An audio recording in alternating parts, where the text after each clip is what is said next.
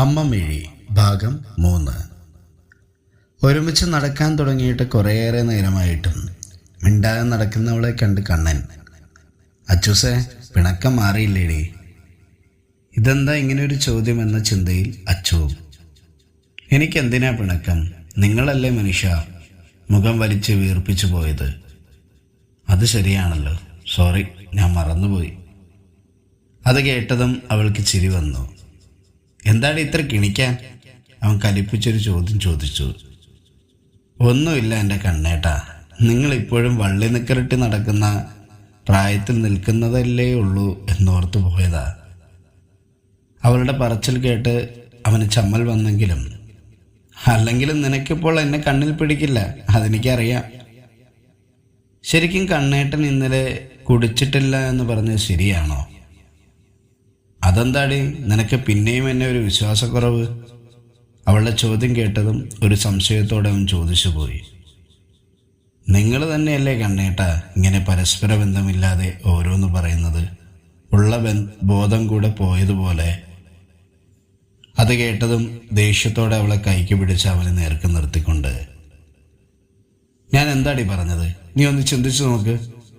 എനിക്ക് ജോലി കിട്ടിയിട്ട് കല്യാണം നടത്താമെന്ന് ഇരുവീട്ടുകാരും പറഞ്ഞിട്ട് ഇപ്പോൾ അമ്മാവൻ നിനക്ക് ജോലിയായിട്ട് മതി എന്ന് പറഞ്ഞതിൻ്റെ പേരിൽ നീയും നിൽക്കുന്നു.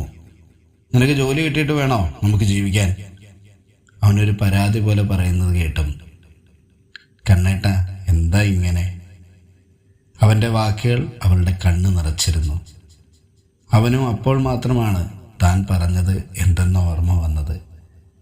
സോറി അച്ചൂസേ, ഓരോ തവണ നിന്നെ എനിക്ക് തരുന്നതിനെക്കുറിച്ച് പറയുമ്പോഴും നിന്റെ അച്ഛൻ നിനക്ക് ജോലിയായിട്ട് മാത്രം വിവാഹം നടത്തിത്തരുമെന്ന് പറയുന്ന ആ ഒരു വിഷമത്തിലാണ് ഞാൻ. അവൻ പറയുന്നതെന്ന് കേൾക്കാൻ താല്പര്യമില്ലാത്ത പോലെ അവൾ മുന്നോട്ട് നടന്നു. എന്നാൽ അവൻ അവളെ പിടിച്ചു നിർത്തി. ടേയ്, പിണങ്ങല്ലേ? നീ എന്താ എന്നെ മനസ്സിലാക്കാത്തത്?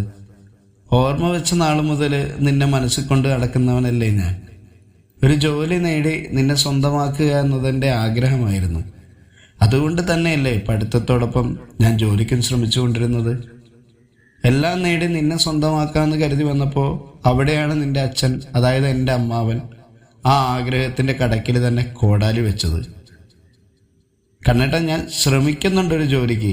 ഒരുപാട് ടെസ്റ്റുകൾ ഞാൻ എഴുതിയതല്ലേ. അതിലേതെങ്കിലും വൈകാതെ ശരിയാകും. ഏതൊക്കെയോ ലിസ്റ്റിൽ പേരുമുണ്ട്.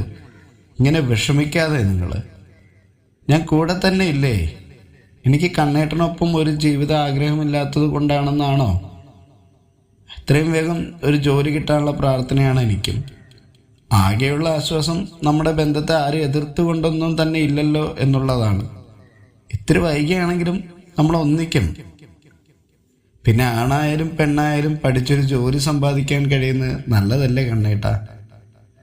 നമ്മുടെയൊക്കെ മാതാപിതാക്കൾ അവരുടെ ആയുസ്സിൻ്റെ ഒരു ഭാഗം നമുക്ക് വേണ്ടിയല്ലേ ജീവിച്ചത്. ഈ ജീവിതത്തിൽ അച്ഛനും അമ്മയും തരുന്ന ഏറ്റവും മൂല്യമുള്ള ഒരു സമ്മാനം, അത് നമുക്കായിട്ട് അവർ കഴിയുന്ന പോലെ വിദ്യാഭ്യാസം നേടിത്തരുന്നു എന്നതല്ലേ. അതിനൊരർത്ഥം ഉണ്ടാകുന്നത് ഒരു ജോലി കിട്ടി മക്കൾക്ക് സ്വന്തം കാലിൽ നിൽക്കാൻ കഴിഞ്ഞുവെന്ന ആ ഒരു സന്തോഷമല്ലേ. അവളുടെ വാക്ക് കേട്ടതും താൻ അവളോട് പറഞ്ഞു പോയത് തെറ്റാണെന്ന് അവന് മനസ്സിലായി. സോറി അച്ചൂസേ, നിന്നെ ഞാൻ സങ്കടപ്പെടുത്തിയേന്.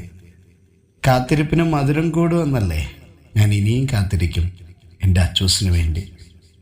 അവനത് പറഞ്ഞതും മറുപടിയായവളൊരു ചിരി അവന് സമ്മാനിച്ചുകൊണ്ട്, എൻ്റെ കണ്ണേട്ടാ, നമ്മുടെ നാട്ടിൽ സായിപ്പ് വരാതെ അവർ ഇതുപോലെ സോറി എന്ന വാക്ക് കണ്ടുപിടിക്കാതെ ഇരുന്നെങ്കിൽ ഏട്ടനെ പോലുള്ളവരുടെ കാര്യം കഷ്ടമായേനെ. അവളത് പറഞ്ഞവനെ കളിയാക്കിയെങ്കിലും അവനും അവൾക്കൊപ്പം ആ ചിരിയിൽ പങ്കുചേർന്നു. തല്ലും വഴക്കും കൂടി രണ്ടാളും വീടെത്തി.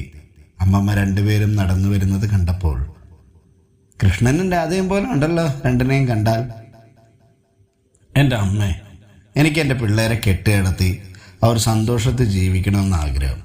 വെറുതെ കൃഷ്ണനെയും രാധയെയും അവരുടെ കൂടെ ഓർമ്മിക്കല്ലേ. സുമ പറഞ്ഞത് ഇഷ്ടപ്പെടാത്ത പോലെ കല്യാണിയമ്മ ചുണ്ടൊന്ന് കോട്ടി അവരുടെ പ്രതികരണവും നടത്തി. എന്താണ് അമ്മയും മകളും കൂടെ ഒരു കൊച്ചു വർത്തമാനം? അതും ചോദിച്ചുകൊണ്ട് കണ്ണൻ വന്ന് അച്ചമ്മയുടെ അടുത്തിരുന്നു. നീ എന്താടാ ഇന്ന് ഈ വഴിയൊക്കെ? നിനക്ക് ഇങ്ങോട്ടുള്ള വഴിയൊക്കെ അറിയാമോ? എന്ന അച്ചമ്മയും തിരിച്ചൊരു ചോദ്യം. അച്ചമ്മയ്ക്ക് ഇപ്പം തീരെ ഓർമ്മശക്തി ഇല്ലെന്ന് തോന്നുന്നു. കണ്ണൻ അത് പറഞ്ഞതും ഓർമ്മശക്തി ഇല്ലാത്തത് നിന്റെ അമ്മ ഭദ്രാളിക്കാടാ. അമ്മായി പറയാൻ ബാക്കി വെച്ചത് ഇന്ന് ഇവിടെയാണല്ലോ എൻ്റെ ശിവനെ എന്ന ആത്മകഥത്തിൽ അച്ചുവും. ഇന്ന് ഇവൻ്റെ കാര്യം തീരുമാനമായത് തന്നെ എന്ന് സുമയും മനസ്സിൽ ചിന്തിച്ചു. എന്നാൽ ദിവസങ്ങൾ കൂടി അച്ചമ്മയെ കണ്ട സന്തോഷമായിരുന്നു അവനിലുണ്ടായിരുന്നത്. അച്ചമ്മ നല്ല മൂഡിലാണല്ലോ. മരുമകളെ കുറ്റം പറയാൻ നല്ല എനർജി ആയിട്ടാണ് ഇരിക്കുന്നത്. എന്തായാലും തുടങ്ങിക്കോ. ഇനി ഒരാഴ്ച കഴിഞ്ഞല്ലേ ഈ പുരാവസ്തുവിൻ്റെ പുരാണം വല്ലതും കേൾക്കാൻ പറ്റൂ. അത് പറഞ്ഞു തീർന്നില്ല. അതിനു മുമ്പ് ചെക്കൻ്റെ മുതുവഴി അച്ചമ്മയുടെ കൈയൊന്ന് കടന്നുപോയി.